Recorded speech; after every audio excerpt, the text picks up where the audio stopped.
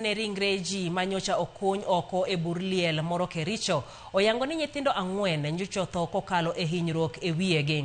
Laktar ma en jabero ma sirkal Dr. Richard Njoroge oyango ni ringrego moko kuomgi nosechako kethore e rang'iny mopogore opogore. Nonro otimne ringre nyithindo 25 manyocha oyudi ringregi e bur achiel. Nyithindo 10 bende nenore ne gin mago mane otho kokalo e nyuol ka kindegi podi.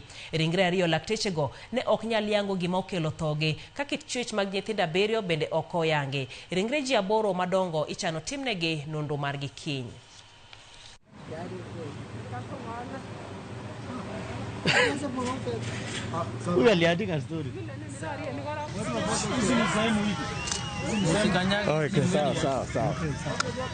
In 2 cases, we could not determine the cause of death.